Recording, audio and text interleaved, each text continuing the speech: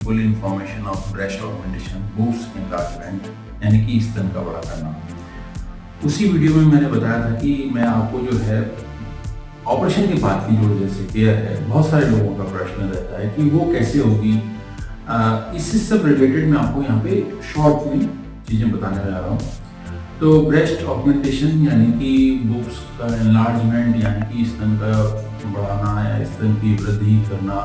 तो आप मेरे पीछे देख पा रहे होंगे कि ये फ्लैट चेस्ट से ये बड़े भी हो रहे हैं। सारा डिस्कशन मैं पहले वाले वीडियो में कर चुका हूँ। यहाँ पे मेनली मैं फोकस किया हुआ है कि आपकी रिकवरी कैसे होगी।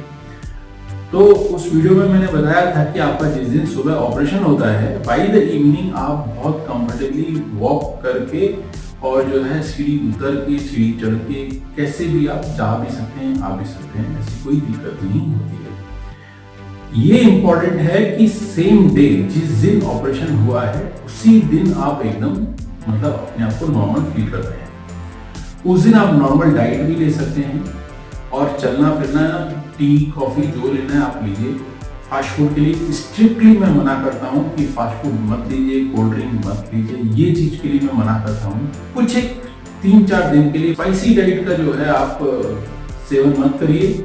पानी का अमाउंट यानी कि जो जल आप पीती हैं उसका अमाउंट 3 to 4 लीटर करें।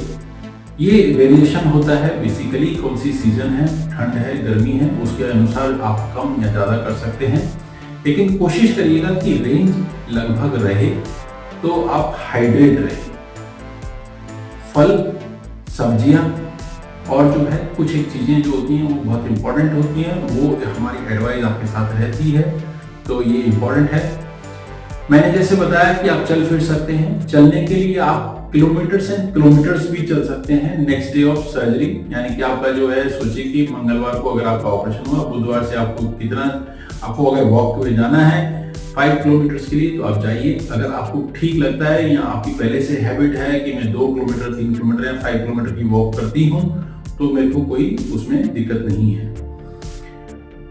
एक चीज थोड़ा सा इंपॉर्टेंट यहाँ पे मैं बोलूंगा कि थोड़ा सा पसीना कम आए इस तरीके का आप उस टाइमिंग में जाइए तो वो बेटर रहेगा।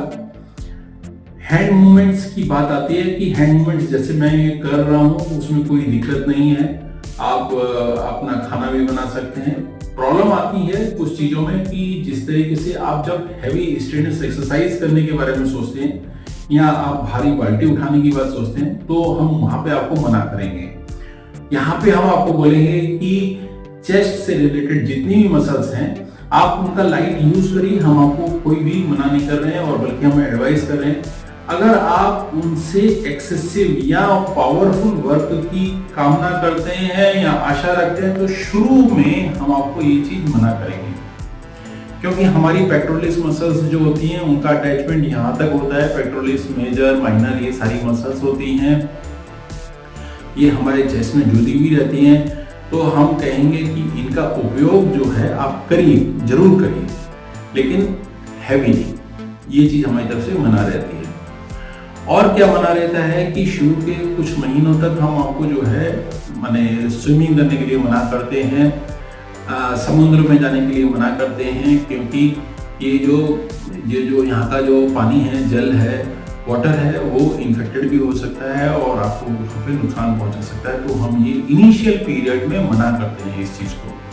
हाँ, ये जो शॉवर लेने की बात है, आप मतलब ओवरहेड शॉवर भी जो है 5 to 7 डेज के बाद में आप आराम से ले सकते हैं। जिस दिन सर्जरी हुई है उस दिन से नहाइए, आपको कोई मना नहीं करेगा। और बल्कि हमारी तरफ से एडवाइस रहती है, अगर आप कंफर्टेबल हैं तो यहाँ से नीचे आप नहाइए। हेड वॉश, फेस वॉश आपके लिए अलाउड है, आप डे ऑफ द सर्जरी से कर सकते हैं, उसके लिए कोई दिक्कत नहीं है। जो डेली एक्टिविटी होती है हमारी बॉडी के लिए वो सारी की सारी एक्टिविटी आप नॉर्मल तरीके से कर सकते हैं। उसके लिए कोई असिस्टेड आपको चीज नहीं चाहिए या असिस्टेड आपको लोग नहीं चाहिए। और सबसे इंपॉर्टेंट होता है कि आप ऑफिस कब जाएंगे। तो ऑफिस जाने के लिए मैं आपको बता दूं, अगर आपका बहुत आराम का बैठे रहने का काम है और अगर आप कंप्यूटर पे काम करते हैं, इवन आपका थोड़ा बहुत चलने भी कभी कम है, तो कोई दिक्कत नहीं है। आप विद इन वीक जो है अपनी ऑफिस ज्वाइन करिए, कोई प्रॉब्लम नहीं है। इसमें सावधानी ये रखनी है कि ड्यूरिंग आपको ट्रांसपोर्टेशन, आप कहीं पब्लिक ट्रांसपोर्ट यूज करते हैं तो धक्का धुक्की ये सब चीजों से आप थोड़ा सा अपने आप को बचा के रखिए, बस मेरा कहना यही है इसके लिए। क्योंकि सर्जरी वहां पे हुई है चेस्ट में, तो आपको अपनी जगह को प्रोटेक्ट रखना होगा, ये इंपॉर्टेंट है आपके लिए। एक क्वेश्चन जो कि कई बार दबे शब्दों से आता है लेकिन बहुत इंपॉर्टेंट होता है कि हम अपनी नॉर्मल सेक्सुअल लाइफ में कब आ सकते हैं वापस। तो इसके लिए थोड़ा सा आपको वेट करना चाहिए हमारी तरफ से, जब तक आपको एडवाइस नहीं आए। ये यूजुअली ये ड्यूरेशन करीब करीब 1 से 1.5 महीने का रहता है, plus minus person to person vary करता है। तो ये इनिशियल स्टेज के अंदर आपको हम अवॉइड करने के लिए बोलते हैं, तो आप अवॉइड करिए। बस यही कुछ एक प्रश्न होते हैं लोगों के जानने के लिए, मैंने आपको बताए हैं। फिर भी आपके मन में कोई क्वेश्चंस आते हैं, आप जरूर पूछिए कि हम कैसे रिकवर करते हैं, क्या क्या करना होता है, ये सारी चीजें। आपका दिन शुभ हो। मैं इस वीडियो का यहीं पे अंत करता हूँ और आपसे विदा लेता हूँ। नमस्कार।